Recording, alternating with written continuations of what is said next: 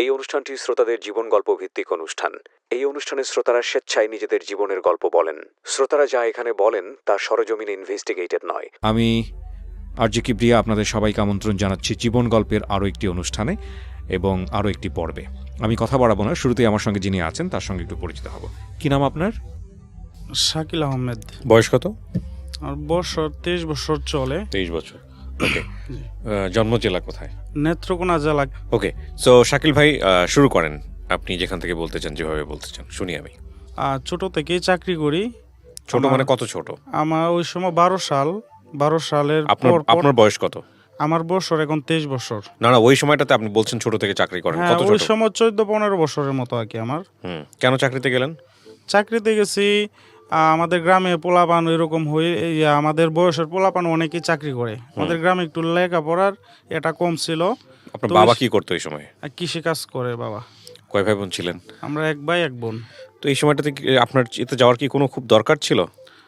দরকার ছিল স্যার, আমরা কিছু ঋণগ্রস্ত ছিলাম, তো এই জন্য দরকার ছিল। আর কিছুটা হচ্ছে আমাদের এলাকার পোলাপান সব যখন যাইতেছে ওই ধারাবাহিকতা বজায় রেখে আর কি আমি আইসা বললাম। আসার পর একটা চাকরিতে ঢুকলাম। বেতন দিছে যে আমারে 500 টাকা। প্রথমে বেতন দেয় নাই 15 দিন, শুধু উনি করছে, খাওয়াইছে। তো এরপরে 500 টাকা বেতন ধরছে। বেতন ধরার পরে কাজ করতেছি তো এরকম 1 বছরের মতো কাজ করছি। কইরা হঠাৎ কইরা ওই আরেকজন উস্তাদের সাথে আর কি ঝগড়া কইরা আমি চলে যাই আর কি এখান থেকে। আচ্ছা। আর আমার যিনি ছিল মহাজন ছিল, উনি ওই সময় চিল্লাইছিল তাবলিকে। আচ্ছা, কিসের কাজ ছিল এটা? এটা সুতার টিউবের। সুতার টিউব বলতে? সুতার টিউব বলতে 2 টাকা দামের 5 টাকা দামের যে সুতাগুলো আছে, এটার ভিতরে যে রোলটা থাকে, এই টিউবটা এখানে তৈরি করা হতো। ওকে। তো আমি এটা তৈরি করতাম। পরে উনি চিল্লাই চলে গেলেন। যাওয়ার পরে আমি ঝগড়া লাগিয়ে একজনের সাথে, ওই সময় ছোট ছিলাম, বুঝি না আসলে তেমন কোনো ব্যাপারই ছিল না, তো একটু রাগ ছিল বেশি, তো চইলা গেলাম আর কি। তো ওই সময় বাবা মা তাকে হচ্ছে আপনার কাশপুর, আর আমি তাকে হচ্ছে সাইনবোর্ড। বাবা মা আইসা পড়ছে তখন ঢাকা। আমি আসার কিছুদিন পরে বাবা মা আইসা পড়ছে। তো এখানে গিয়ে আবার কাশপুর একটা কোম্পানিতে চাকরি করলাম, টেক্সটাইল মিল। ওইখানে আমি চাকরি করলাম 6 মাসের পর্যন্ত। তখন আমার মাথায় ছিল যে আমি যেই কাজটা আগে করতাম সুতার টিউবের, এই কাজের উন্নত মানের কোনো কাজ শিখবো যেটা আমার ভবিষ্যতে কাজে দিবে। ওকে। তো আমি ওইখানে গেলে ভালো একটা কাজ পাইছি, মেকানিক্যাল, ফিনিশিং মেকানিক্যাল এইখানে। তো ওনারা এখানে 20-25 জন ছিল, সবার মধ্যে আমি ছোট ছিলাম আগে। তো আমার খুব আদর করতো, কাজ কাম করতেছি। করার পরে হঠাৎ করে বাবা এখানে থাকবো না, মা একটু অসুস্থ, গ্রামে চলে যাবে। তো ওনারা চলে গেলে আমি আরও কিছুদিন কাজ করলাম, আরও 3 মাসের মতো কাজ করছি। করার পরে ওই যে আগে যেখান থেকে চাকরি ছেড়ে আসছিলাম আর কি, ওইখান থেকে আবার কল দিছে মহাজনে, আমার চাচতো বাইরে, ওনারে কল দিছে যে তোরা 2 জন আইসা পর, বেতন বাড়ায় দেবো, 2,500 টাকা বেতন দিব। প্রথমে 2400 কইছে, পরে 2,500 টাকা কইছে। কানাদানা উনার এবং টাকা উনার, 2400 টাকা বেতন দিব। আচ্ছা। পরে আমি চিন্তা করলাম এইখানে বেতন পাই কম, 3,000 টাকার মতো পাই।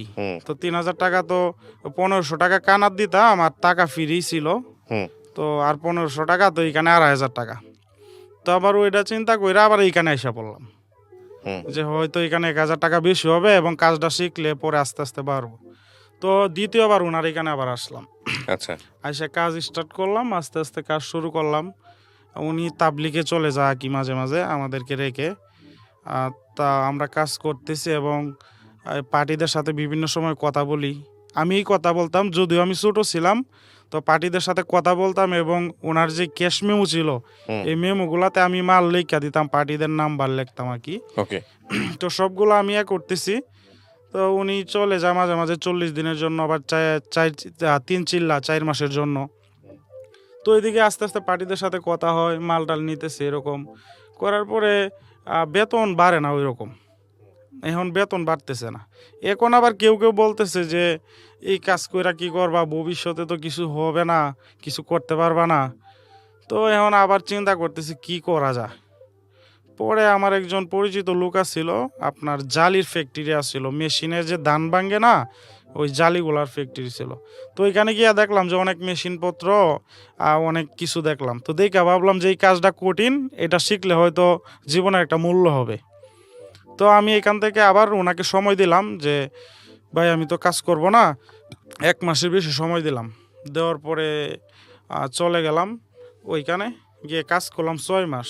6 মাসের পরে ওইখানে আমি সব কিছু 6 মাসে বুঝতে পারছি যে আসলে কাজটা কি, কতটুকু পারলে কি হবে। পরে ওইখানে জানলাম যে সর্বোচ্চ বেতন পড়ে ওইটাতে 12-13 হাজার টাকা। 8টা-5টা ডিউটি, মাঝে মাঝে ওভার টাইম হয়। তো এখন 12-13 হাজার টাকা যে বেতন পড়বো, আমার কাজ শিখতে হবে। এটা কিন্তু সর্বোচ্চ বেতন ভাই, ঠিক আছে? তো কাজটা শিখতে হবে। এখন কাজ তো আমি মেশিনে বসতে চাই, কিন্তু ওরা বসায় না। মেশিনটাও একটু কঠিন মেশিন, বসাইলে একটু সমস্যা হয়, জন্য বসায় না। আমারে না, শুধু অন্য কাউরে বসাইতে চায় না। তো অনেক চেষ্টা করলাম, এমনি তো অভিজ্ঞতাও ভালো ছিল, আমি সব মেশিনের কাজ কাম পারি, মোটামুটি একটা অভিজ্ঞতা আছে। তারপরে ওনারা বসায় না। তো হঠাৎ করে ওই আপনার বাবুবাজারে ওইখান থেকে কল দিল, জিন্দাবাহার বাবুবাজার, ওইখান থেকে একজনের সাথে যোগাযোগ হইলো। উনি বলতেছে যে আমার এখানে আইসা পড়েন, আপনি কাটিং করবেন। তো কাটিং করলে আমার 12-14-15 হাজার টাকা বেতন পড়বো। তো এইখানে বলতেছে আর কি। পরে আমি ওইখান থেকে চাকরিটা চাললাম। ওইখানে দেখতেছি সব কিছু যে এটা শিখলেও কাজ হবে না।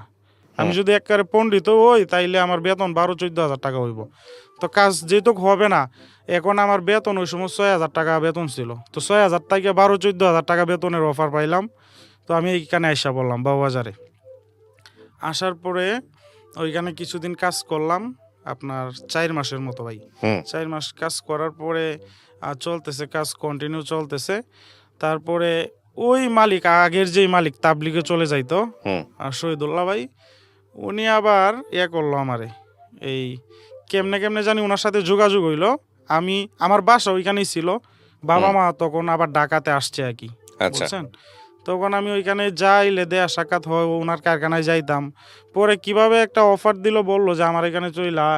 আর আমারও ভালো লাগতেছে না, ওই এলাকাটা যেহেতু পরিচিত। পরে বলতেছে যে প্রোডাকশনে মাল কাটবি, আমি যা করতে পারি তাই টাকা। পরে ওনার এখানে গিয়া কাজ শুরু করছি, অনেকদিন কাজ করলাম। করার পরে আস্তে আস্তে মাথায় যে একটা বুদ্ধি আসলো যে আমি এই একটা ফ্যাক্টরি করব। তো মাঝে মাঝে আসে, আবার মাঝে মাঝে ভয় পাই যে পারবো কি না। আবার আমার আব্বু ছিল, উনি সাপোর্ট দিত পুরাপুরি। উনি কখনোই চাইতো না যে আমি কাজ করি, যে কোনো একটা ব্যবসা করি, এটাই চাইতো। এবং আমার ওই চাচা আছে, মেজু কাকা আছে, উনিও বলে, বড় কাকাও বলতো, আমার আব্বাও, ওনারা বলতো যে একটা পোলা ব্যবসা করতো, ব্যবসার প্রতি তাদের খুব আগ্রহ। তো কাজ এমনি করলাম, করার পরে সব পার্টির নাম্বার আমার কাছে আছে। তো মাঝখানে আবার আমি চাকরি ছাড়তে চাইছিলাম, পরে উনি আমার একটা গল্প শোনাইছিল, আমি চাকরিটা করতেই চাইছিলাম না। ছোট্ট করে গল্পটা যদি বলি, উনি বলছিল যে নবপুরে একটা ছেলে দোকানে চাকরি করে। তো চাকরি করতে করতে সবার সাথে যখন পরিচয় হয়েছে, সবার নাম্বারগুলো ওনার কাছে আছে। তো নাম্বারগুলো তাকাতে আপনার সবার সাথে যেহেতু পরিচয় আছে, তো ওই ছেলেটা হঠাৎ করে চাকরি চাইরে একটা ব্যবসা শুরু করছে। শুরু করে সে টাকা পয়সা কামাইছে। এটা আমার মালিকে বলতেছে, আমার বুঝাইতেছে যে তুই যাইস না, না গিয়া তুই যদি সবার নাম্বার সংগ্রহ করতে পারোস বা সবার সাথে চলাফেরা করস, বুঝোস, তাইলে তো তুই ব্যবসা করতে পারবি। আমার এটা বুঝাইছে এবং এইটাই আমার মাথায় ঢুকছে যে আমিও নাম্বারগুলো সংগ্রহ করব এবং আমিও ব্যবসা শুরু করব। উনি আমার বুঝাইছে। আচ্ছা, যদিও পরে এটার দ্বারা ওনার কিছু ক্ষতি হয়েছে, আমি এটা মানি, এখনো আমি বিশ্বাস করি। আমি তখন বুঝতাম না এতটা। প্রিয় শ্রোতা, আমরা এই জায়গাটায় ছোট্ট একটা বিরতি নেব এবং বিরতির পর আবারও ফিরে আসবো জীবন গল্পে। যাওয়ার আগে আপনাদেরকে বলতে চাই, ঢাকা এফএম এর আরও একটি ইউটিউব চ্যানেল, যেখানে আপনারা জীবন গল্পগুলো দেখতে পারবেন। আমাদের এই চ্যানেলটি আপনারা সাবস্ক্রাইব করুন। আমাদের চ্যানেলটির ঠিকানা হচ্ছে www.youtube.com/ilovedhakafm, ILOVE love DHAKAFM। চ্যানেলটিতে গিয়ে আপনারা সাবস্ক্রাইব করুন। আমার এই অনুষ্ঠানগুলোতে যদি আপনি অংশগ্রহণ করতে চান, আমাদেরকে ফোন করবেন। আমাদের ফোন নাম্বারটি হচ্ছে 09611904904। আমি আবারও বলছি 09611904904। ওকে, ছোট্ট একটা বিরতি। জীবন গল্প, জীবন গল্প। জীবন নাটকের চেয়েও নাটকীয়।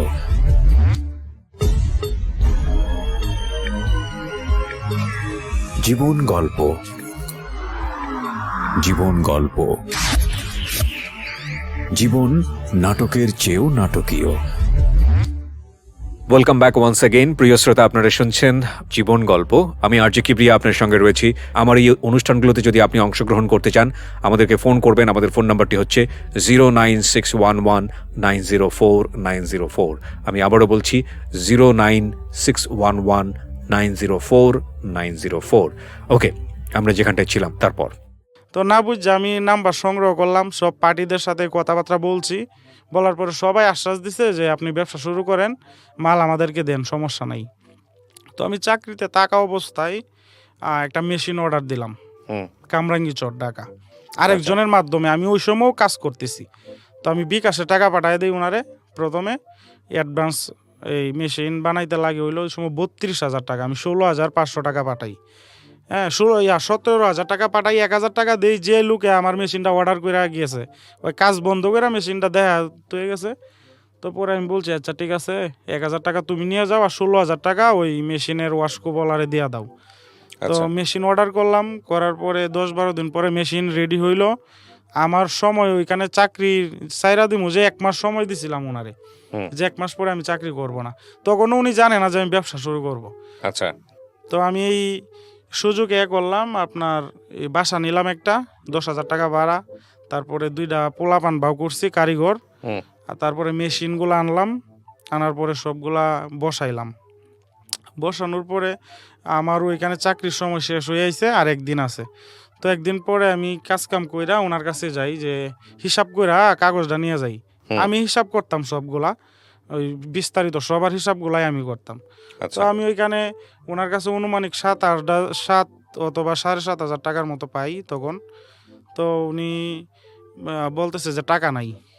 আমি বলতেছি এটা কোনো কথা বললেন, 1 মাস আগে বইলা রাখছি টাকা নাই, কোনো টাকা নাই। তো আমি বলছি ঠিক আছে, নাই তো 1,000 টাকা দেন। তো পরে 1,000 টাকা দিছে। দেওয়ার পরে আমি ওই দিন চাকরি চাইরা সেলুন দোকানে গিয়া চুল কাটলাম, সে পইলাম। ওই এখন আমার তো পার্টি ধরতে হইব, কিছু পার্টির সাথে কথা বলছি, ওই পার্টিগুলো ওনার কাছ থেকে মাল নেয়। তো আমি যদি সব মাল দিই তাইলে ওনার সাথে একটা ঝগড়া হইব। আমরা একই এলাকার মানুষ, এক জায়গায় থাকি। তখন আমি চিটাংয়ের কিছু পার্টির নাম্বার সংগ্রহ করছিলাম আগেই। ওই পার্টিগুলাকে আমার মহাজন আবার মাল দেয় না। পরে কাজ 8টা বাজে শেষ কইরা 10টা বাজে শেভ কইরা আর চুল কাটিং কইরা গেলাম বাসায়, গিয়ে খাওয়া দাওয়া কইরা সাইনবোর্ড থেকে গাড়িতে উঠলাম যাত্রাবাড়ি, সায়দা বাজার আসবো, চট্টগ্রামের গাড়িতে উঠতে। তখন ওই রাস্তা আবার জ্যাম পইরা গেছে ভাই ওই দিন। তো একবারে 12টা বাজে গেছে, 12টা বাজে লাস্ট একটা গাড়ি পাইছি শ্যামলী। তো শ্যামলী গাড়ি দিয়া আমি ওইখানে একজনের সাথে কন্ট্যাক্ট করছিলাম বুধবারে, যে আমি আপনাদের এখানে আসতে পারি। কিন্তু ওই দিন বৃহস্পতিবারে রাত্রে গাড়িতে উঠছি, যে আমি আর ওনারে কল দিই নাই ভাই যে আমি আসতেছি। উনি বলছে যে মামা আসেন, আমি মামা বলি, তো বলছে আচ্ছা ঠিক আছে আসেন। তো বৃহস্পতিবারে না বললা গাড়িতে উঠলাম। পরে কদম তুলে আমার নামায় দিছে চিটাঙে। তো এখানে রাত্রে 4টা বাজে, 4টারও কম বাজে। তো এখন তো ওই পার্টির আমি কল দিতে পারি না। 1 নাম্বার হচ্ছে আমি নতুন ব্যবসা শুরু করতেছি, দ্বিতীয় হচ্ছে ওনার সাথে আমার ওই রকম কোনো নাই, শুধু ফোনে একদিন কথা হচ্ছে আর কি। তো আমি ওইখানে করলাম, ওই কদমতলি থেকে নিউ মার্কেট আসলাম। 20 টাকা রিক্সা ভাড়া নিছে, 20-25 টাকার মতো। আইসা আমি দাঁড়ায় থাকলাম, 4 ঘন্টার মতো অপেক্ষা করছি ভাই ওনার জন্য।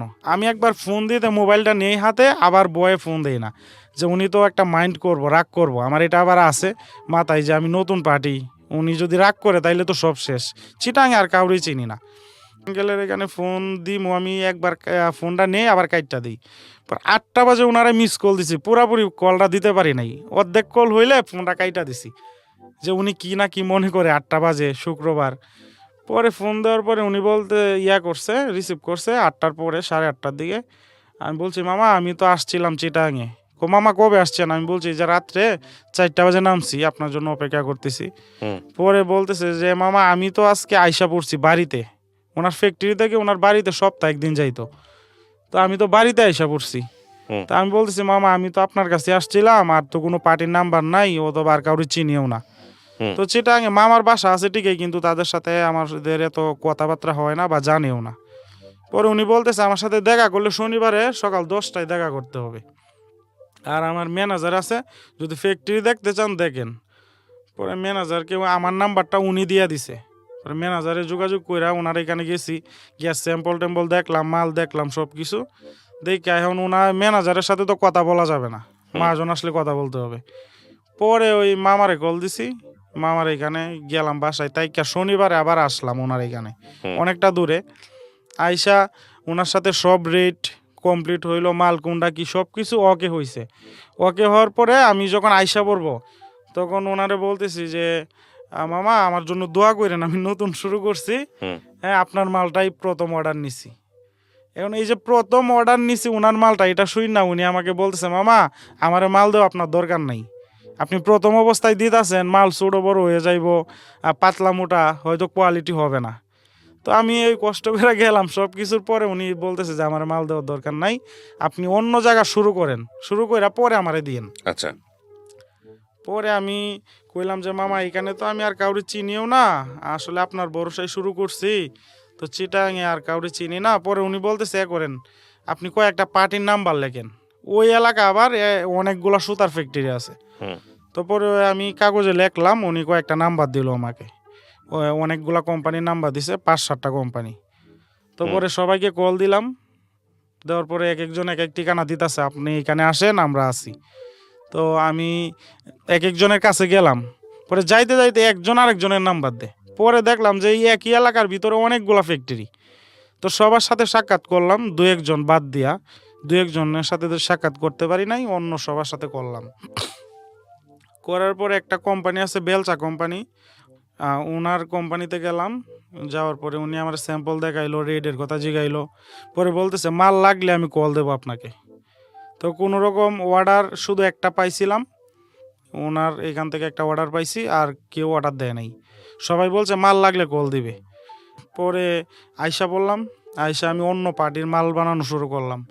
ওই আমার এই উস্তাদের মালিকের যে একটা পার্টি আছে, ওনার কিছু মাল বানানো শুরু করলাম। উনি জানে না, না জানলেও উনি কিছু জানে কিছু জানে না, তো বানানো শুরু করলাম, মাল দিলাম ওনারে।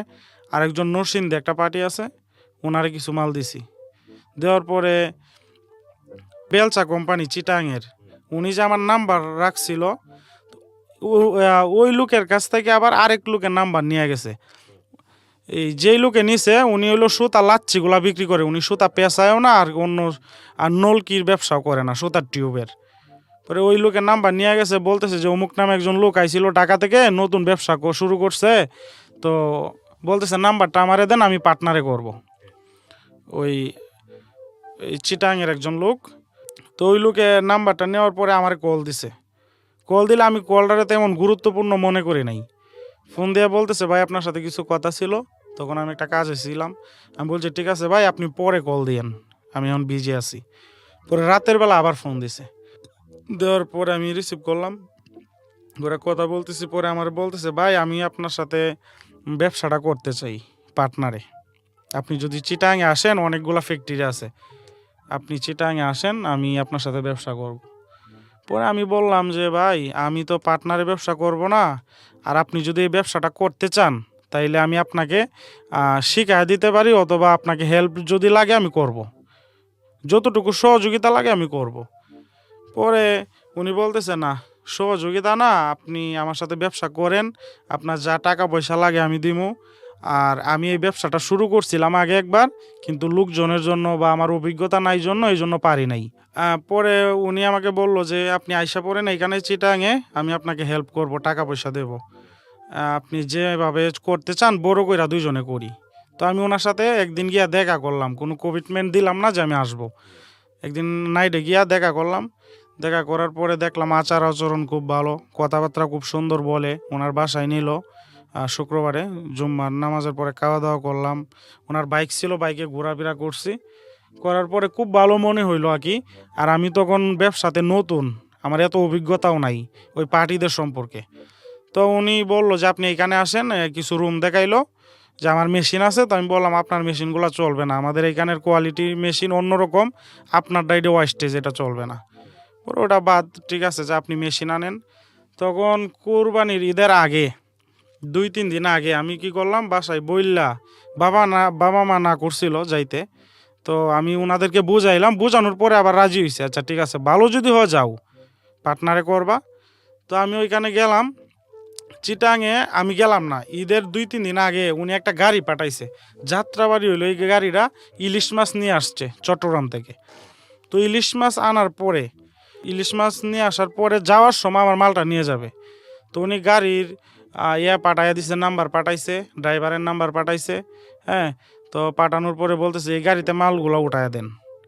তো এর মধ্যে আরেকটা মেশিন কিনছিলাম আমরা দুজনে যোগাযোগ করে, যেহেতু পার্টনারে করবো তাইলে তো বড় করে করতে হইব, বড় করে করলে আরো মেশিন লাগবো। একটা মেশিন কিনছি, উনি টাকা পাঠাইছিল আমারে, কিছু টাকা পাঠাইছিল আর কিছু আমি দিয়ে একটা মেশিন কিনছি। আর আমার আছিল 2টা মেশিন, মোট 3টা মেশিন। মালপত্র যা ছিল সবগুলা ওই যে ফোনে কথা বলা এবং একদিন দেখা করা, এটার উপর ভিত্তি করে আমি সব মাল গাড়িতে উড়ায়া রাত্রে 3টা বাজে ওই মাছগুলা নামায় গাড়ি আসছে, এই গাড়িতে লোড করে আর দিলাম ওনার নামে চাইরা। আর কোনো সমস্যা নাই, পাঠাই দিলাম। পাঠানোর পর আমরা বাড়িতে গেলাম, আর ওই স্টাফ বাউ করলাম। বাউ করার পরে আবার চিটাঙে গেলাম ঈদের পরে, 10-12 জন স্টাফ নিলাম। নেওয়ার পরে চিটাঙে গেলাম। চিটাঙে যাওয়ার পরে উনি আমাদেরকে টাকা পয়সা বলছে দিবে, তো ওই অনুযায়ী টাকা পয়সা দিতেছে। এবং ওনার ঘরে আমি যেই ব্যবসা করি এই মাল ছিল 84,000 টাকার একটা মাল ছিল, লম্বা মাল।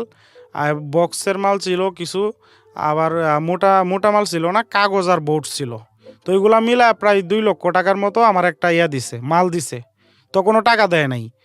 তারপরে আবার টাকা দিল যখন যা লাগে দিতেছে। দেওয়ার পরে উনি মূল দিছে 4.5 লক্ষ টাকা দিছে, 4,50,000। আর আমার যা ছিল তো আছেই, 2.5 লাখ 2 লাখ যা ছিল আমারটা, আমি হিসাব নাই, উনি যেটা দিছে এটা হিসাব আছে।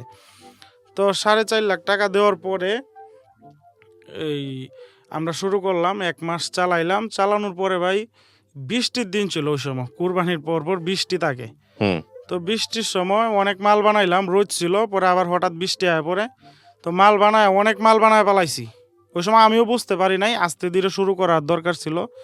তো হঠাৎ করে ভাই পুরা ছাদের উপরে অনেক মাল শুকাইতে দিছি। তো চিটাঙে হইলো বৃষ্টির এটা বোঝা যায় না, হঠাৎ করে বৃষ্টি আইসা পড়ে। ঢাকাতে আমি ছাদের উপরে গেলে বুঝতে পারি, অন্তত একটা অনুমান করতে পারি, আর ওইখানে এটা আর করার কোনো টাইম নেই। তো হঠাৎ করে বৃষ্টিতে এবং ঘরে যে মাল ছিল ওইগুলা না শুকানোর কারণে, আর হইলো বৃষ্টিতে ভিজা প্রায় 1.5 লক্ষ টাকার মাল নষ্ট হয়ে গেছে একদিনের ভিতরে। তো এই মালগুলা আপনার 85 টাকা 90 টাকা কেজি বিক্রি করি, পরে 3 টাকা কেজি বিক্রি করছি। তার মানে ওয়াস্টেজ, একবারেই ওয়াস্টেজ, কোনো দাম আসে নাই। 1.5 লক্ষ টাকার মাল 5-6 হাজার টাকা বিক্রি করছি, সব নষ্ট, আরও কম। তো উনি এটা দেখা উনি মানে মানতে পারতেছে না। উনি বলতেছে এটা হয়ে গেল, আমি বলতেছি এটার উপরে তো আপনারও হাত নাই আমারও হাত নাই। আর আমি চিটাঙে নতুন। উনি কি বলতেছে এটা বলেন? উনি বলতেছে যে এটা ভিজলো, মানে উনি আমার একটা সুট দিতেছে যে পার্টনারের ব্যবসা করব না 1 মাস পরেই। তো আমি লোকজন নিলাম, বাড়িতে সবাই জানলো যে আমি ব্যবসা শুরু করছি, বড় কইরা সবাই জানলো। মোটামুটি অনেক জানা হয়ে গেল যে শাকিল ব্যবসা দিছে, শুরু করছে। পার্টনারে হোক বা একা হোক অনেকেই জানছে। তো এখন উনি সুর দিতেছে যে মাঝে মাঝে বলে, আমি ওনার অফিসে গেলে যে ব্যবসা করবে না, হ্যাঁ, বলতেছে আপনার ব্যবসাটা আপনি করেন, আমার টাকাটা আমাকে কিভাবে দিবেন। তো এই 1-1.5 মাসের ভিতরে টাকাটা মার্কেটে ছড়ায় গেল গা। আর এই যে 1.5 লক্ষ টাকা লস হইলো। প্রথম মাসে আমাদের কোনো লাভ হয় নাই, বা কিছু হয়েছে, তো এটি সেটিং করতে আমাদের সময় লাগছে সবগুলা গুছাইতে। তো উনি বলতেছে আমার টাকাটা কিভাবে দিবেন, দিয়া দেন, আর না হয় আপনার ব্যবসা আপনি করেন, অথবা কত % লাভ দিবেন। প্রিয় শ্রোতা, আমরা এই জায়গাটায় ছোট্ট একটা বিরতি নেব এবং বিরতির পর আবারও ফিরে আসবো জীবন গল্পে। যাওয়ার আগে আপনাদেরকে বলতে চাই, ঢাকা FM এর আরও একটি ইউটিউব চ্যানেল, যেখানে আপনারা জীবন গল্প এবং সিক্রেটস অনুষ্ঠানের ভিডিওগুলো দেখতে পারবেন। আমাদের এই চ্যানেলটি আপনারা সাবস্ক্রাইব করুন। আমাদের চ্যানেলটির ঠিকানা হচ্ছে www.youtube.com/ilovedhakafm, ILOVE love DHAKAFM। চ্যানেলটিতে গিয়ে আপনারা সাবস্ক্রাইব করুন। আমার এই অনুষ্ঠানগুলোতে যদি আপনি অংশগ্রহণ করতে চান, আমাদেরকে ফোন করবেন। আমাদের ফোন নাম্বারটি হচ্ছে 09611904904। আমি আবারও বলছি 09611904904। ওকে, ছোট্ট একটা বিরতি।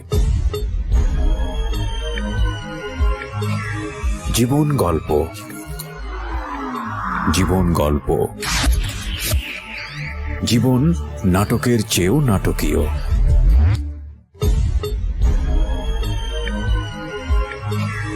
জীবন গল্প,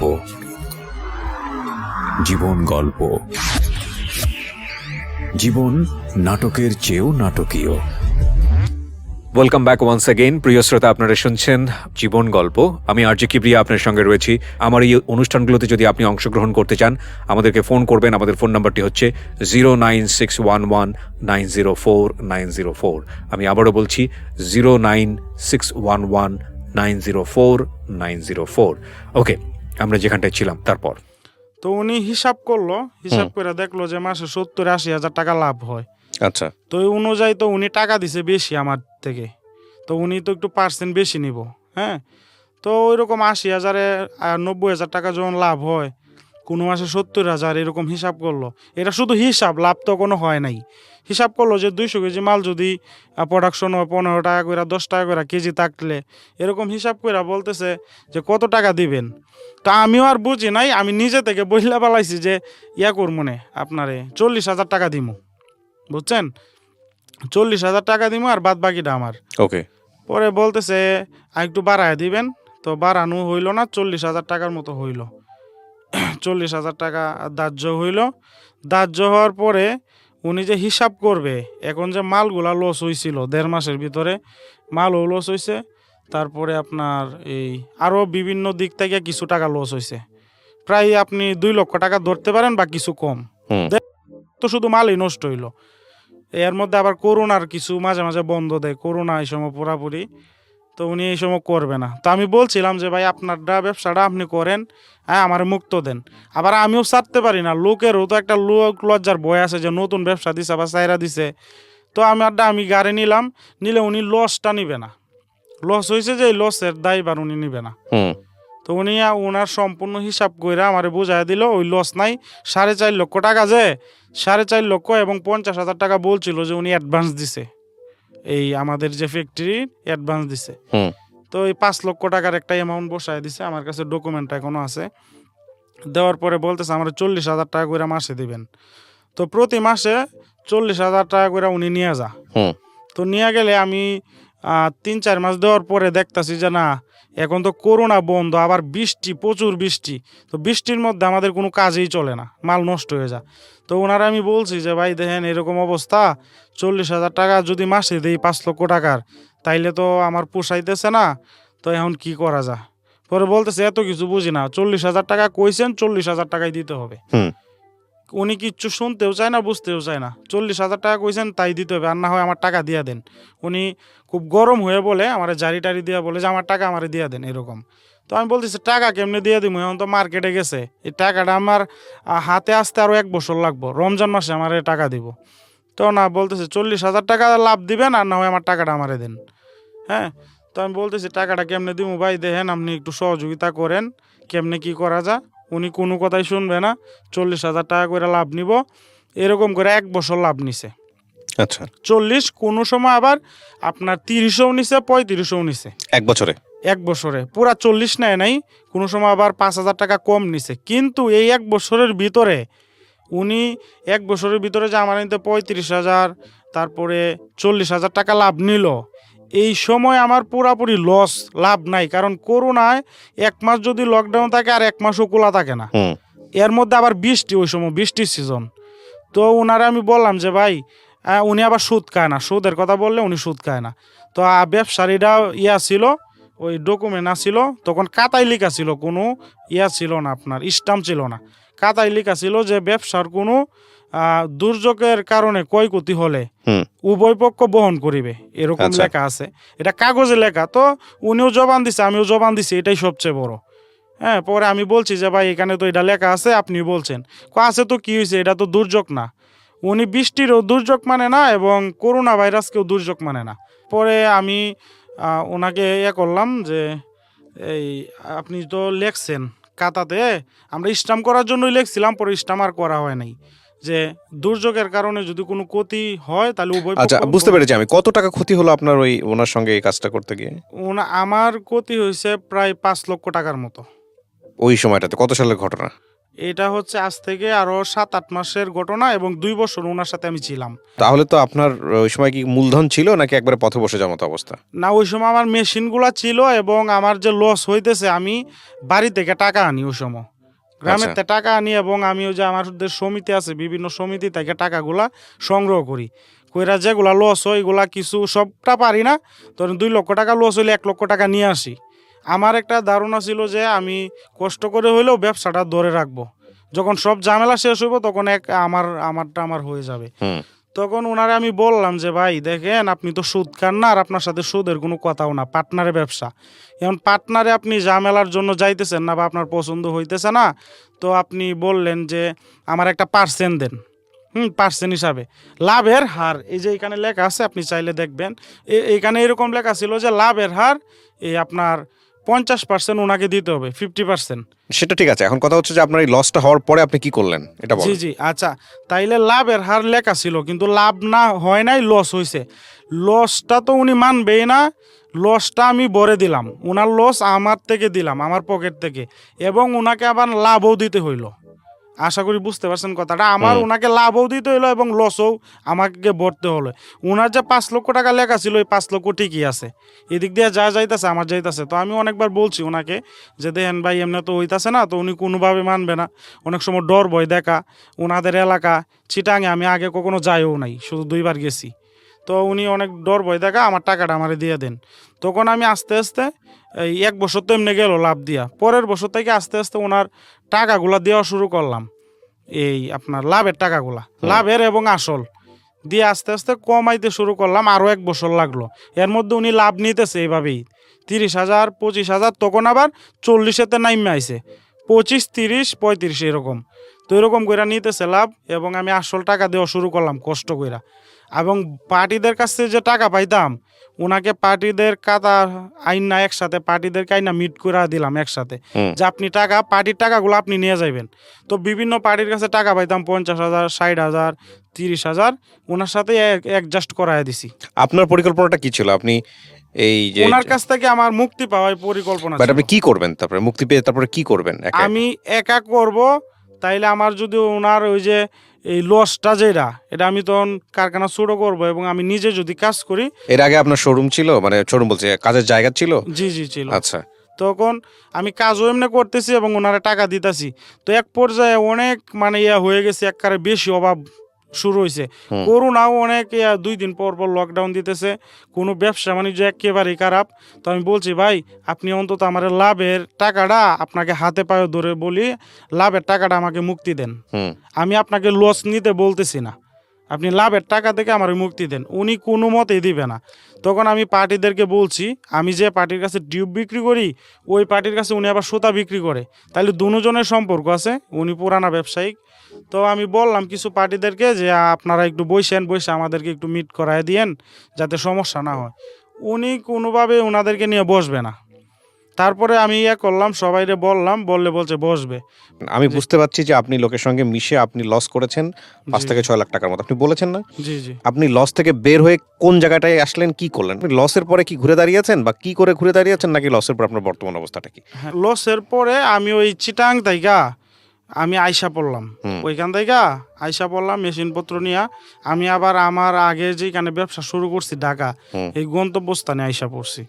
তো এখানে আমার একজন বড় ভাই আছে, এই এমনি উনি এলাকার স্থানীয় মানুষ, তো ওনার সাথে যখন নামাজ পড়তাম, তাবলিগে যাইতাম, ওই হিসাবে পরিচিত। তো ওনাকে আমি বলছি যে আমার তো কিছু টাকা লাগে, পরে উনি আমাকে 1 লক্ষ টাকা দিল। আর আমি একটা সমিতি ছিল গ্রামে, ওই সমিতি থেকে 1 লক্ষ টাকা নিলাম, 2 লক্ষ টাকা। কিছুদিন পরে উনি দিছে, আগে সমিতিতে নিয়ে আবার শুরু করলাম ব্যবসাটা। শুরু করার পরে আমি যখন চিটাং থেকে আইসা বললাম, উনি আবার কল দিয়ে বলতেছে উনি 1,20,000 টাকা পায় আমি যখন আইসা পড়ি ভাই, ঠিক আছে? তখন উনি বলতেছে 1,20,000 টাকা কিভাবে দিবেন, ওনার ওই যে লাভ আসলে তো দিলামই, 1,20,000 টাকা কিভাবে দিবেন। নিজে এখন কিছু করেন নাকি ওনাকে সাথে রাখছেন? না, আমি এখন একাই ব্যবসা করি। একাই ব্যবসা করেন। আপনার এই ব্যবসায়িক যেই কাজকর্ম, সেটার এখন সবকিছু মিলিয়ে এই সম্পদের মূল্য কত?